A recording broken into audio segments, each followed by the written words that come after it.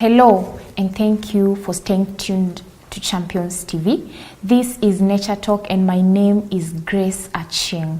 Now, have you ever wondered what makes up the marine ecosystem? And have you ever asked yourself, what are some of the characteristics that the marine organisms have that help them thrive in such an ecosystem? And also, have you ever asked yourself, what are some of the human impacts that are facing the marine ecosystem? And finally, what are some of the conservation efforts that can be done in order to ensure that these marine ecosystems are used in a sustainable manner to ensure the sustainability of both the present and future generation? Now, our guest in studio is Cynthia Mungai, who is a conservationist and has interest in the marine ecosystem. So, Cynthia, once again, welcome so much to our studios, and just begin by defining to us what the marine ecosystem is and tell us what makes up the marine ecosystem. Thank you for having me. Marine ecosystem is part of the water ecosystem that makes up the earth. The earth is actually 70% water, and marine ecosystems account for 96% of that water. Marine ecosystems can be differentiated from freshwater ecosystems by their saltwater content. Marine ecosystems are divided into different zones. The zones can either be intertidal, pelagic, abyssal, or benthic. The intertidal zones are the zones where the high tides and the low tides meet. The temperatures here are extremes, and the animals found here include crabs. Mangroves are shrub-like trees that are found in intertidal ecosystems.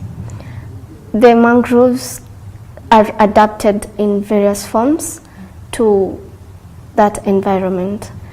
They are halophytes, so that means they survive in waters which have high salt fluctuation. Mangroves provide different ecosystem services, which include research and acting as carbon sinks. Here in Kenya, we have an example of Gazibe, which actually sells carbon credits.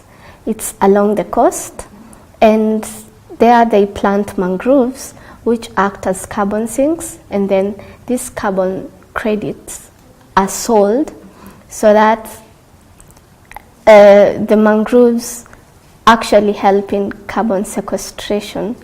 So when they do this, they earn both. It's both economically viable and socially, because Okay, so you're saying that the mangrove ecosystem is socially viable and economically viable.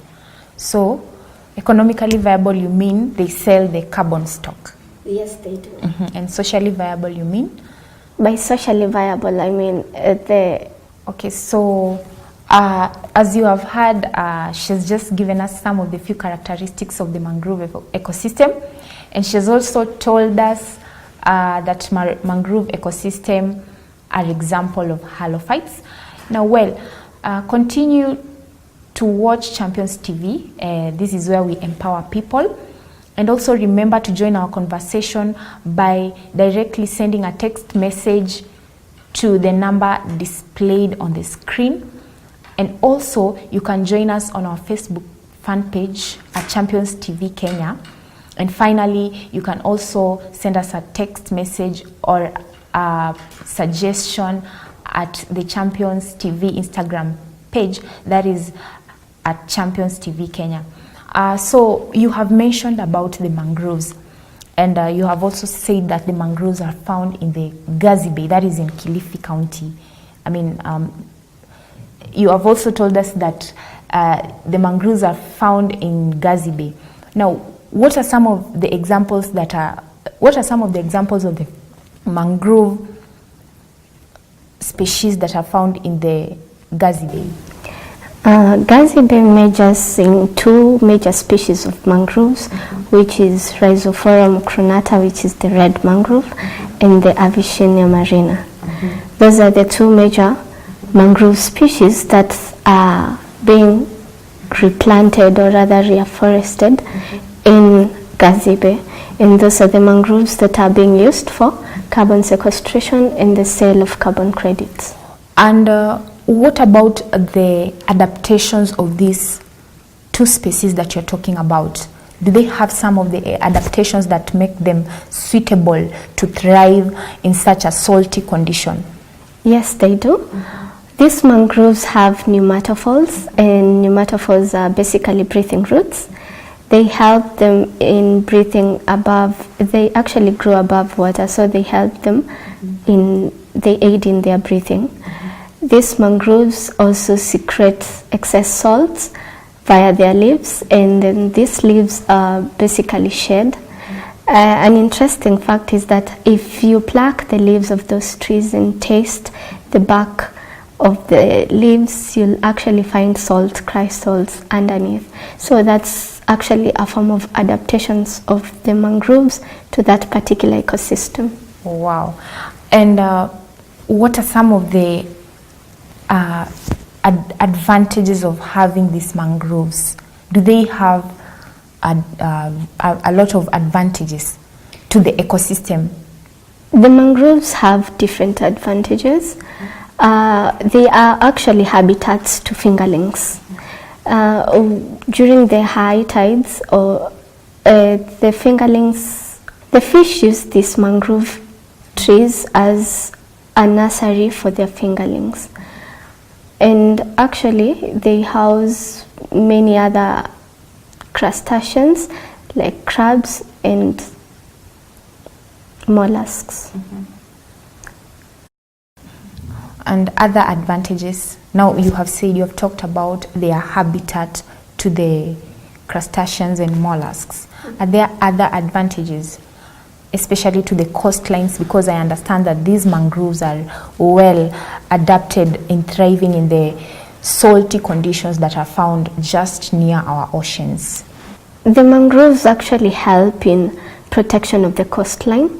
This is because they reduce the tidal energy that comes over with the high tides, and by the time the tide reaches the other side, the energy has reduced basically, so there are actually no floods across the oceans. So they help in controlling Yes, they do. The floods, and perhaps also protecting the coastlines from the high tides. Okay, so and this mangrove ecosystem, I understand that as a result of the human encroachment and also the rising population, they are facing some of the negative impacts that come from the human side. So what are some of these negative impacts to the mangrove ecosystems? The mangroves are actually facing destructions. They are being cut down because particularly the tree itself is resistant to rot. So it's viable for building, and many people want the poles for building and the sale from the poles. The trees can also be used as timber by the local community, so they are also facing destruction by that. Okay, now you have talked about the effects of the human towards the mangrove ecosystem. And remember, our topic of study was the marine ecosystem. So what are some of the human impacts that are affecting the marine ecosystems? The marine ecosystem is a complex ecosystem. It contains various other organisms apart from the mangroves as trees and the crabs as animals. They also contain other characteristics. They have seagrasses and the coral reef system that's on the ocean floor of the marine ecosystem. So marine ecosystems face various negative impacts from humans. This includes activities like fishing, for example, which is the major economic activity in the marine ecosystem, affect the marine ecosystems. This is because the fishing equipments that are being used nowadays pose a large distraction to especially the coral reefs. They break the coral reefs. These methods include trawling, which is used for shrimp and prawn farming. So humans also have encroached the marine ecosystems, and they are the major pollutants of the marine ecosystem. Although we have pollution that comes from indeliberate causes like oil spills, there is direct pollution that comes from wastage or chemical wastes from the towns that is directed to our marine ecosystem. This affects the biodiversity of the marine ecosystem, and it endangers species, especially the fish that exist in the marine ecosystem. Okay, so once again, thank you for staying tuned to Champions TV. This is Nature Talk, and we will be right back after the break.